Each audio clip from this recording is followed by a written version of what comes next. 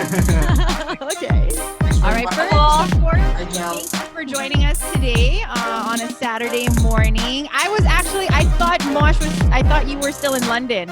So it's good to see you guys together. I didn't expect to be back so soon actually because of this whole pandemic, but here I am now. Yeah, that was my question, Mosh, because I know you were supposed to be in London for a few more months. And then lo and behold, I see your videos doing yoga with the family. So you came home earlier than you're supposed to because of the pandemic. Is that correct?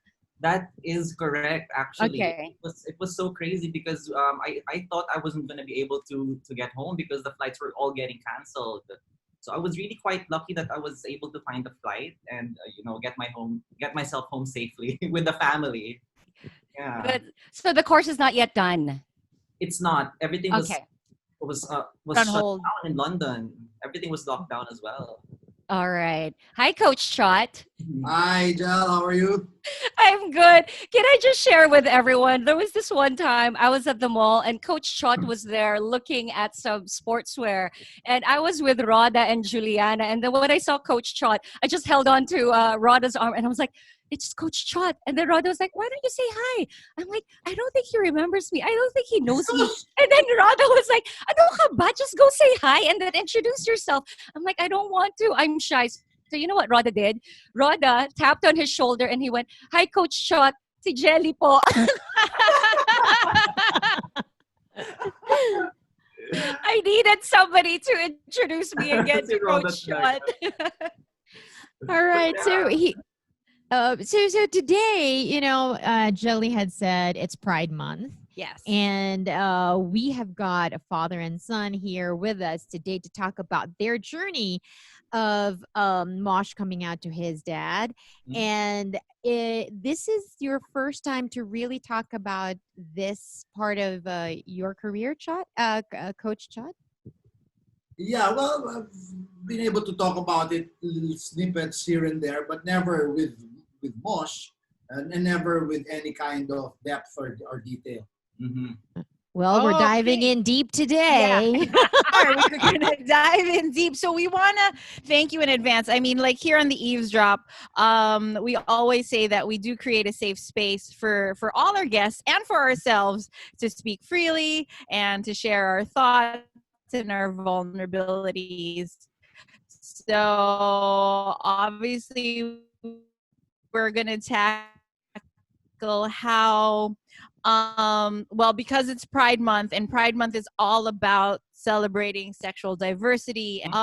It's really nice to see a father and son together and really willing to talk about Yeah. this with us today. Yeah, it's amazing, I think. So we Right? just want to make it clear to everybody that we had not had a pre-interview. So everything you're going to hear today is all on the fly.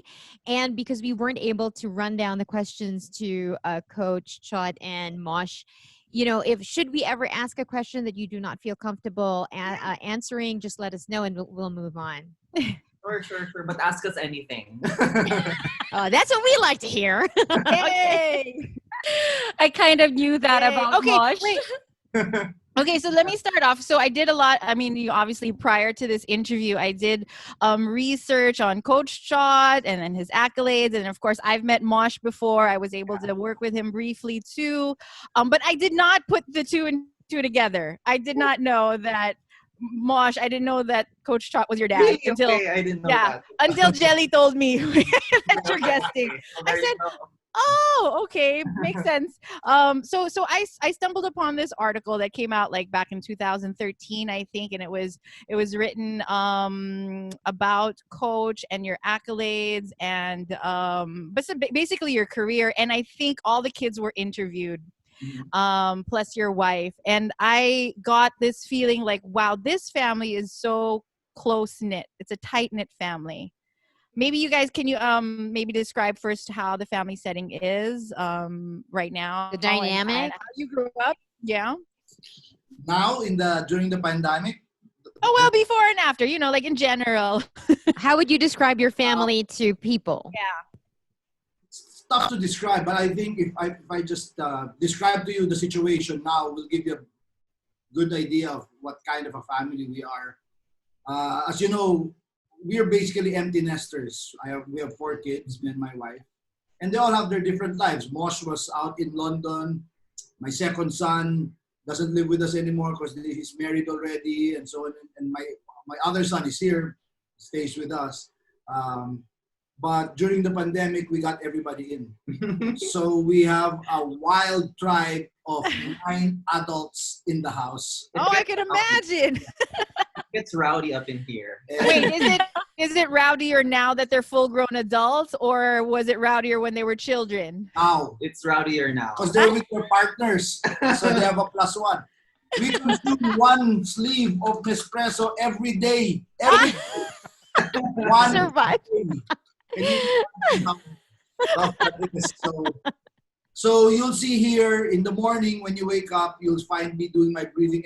I'm up at 5:30 because that's what one of the things I teach is having a very good habit, and part of that is owning and winning the mornings.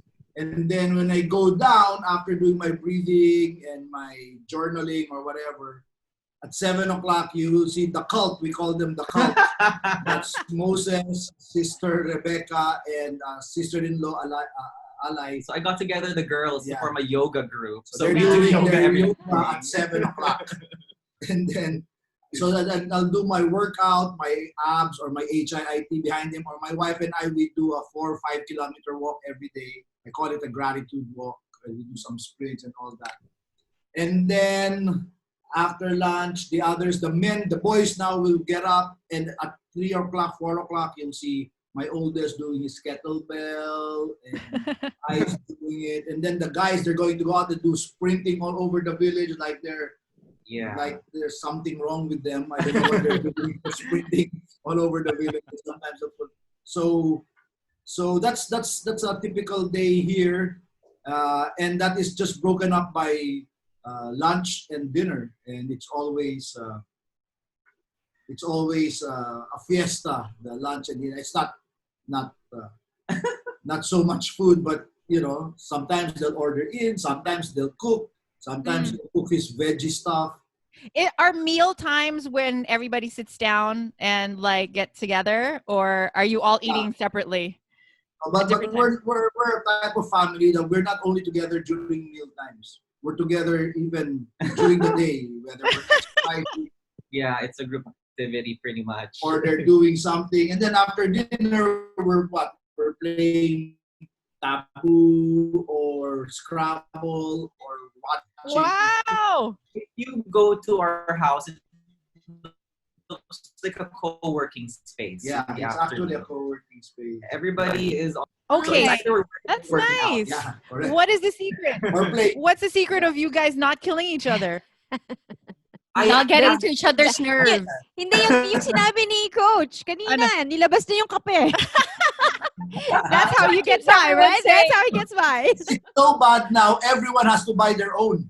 So now, daughter-in-law, everyone has his own stock. That's why mine is here in my office, because if I print it downstairs, wala na yan. Now, kanya-kanya stock kami. Don't get us wrong, every time there's a game night, nag-aaway-aaway na yung mga couple.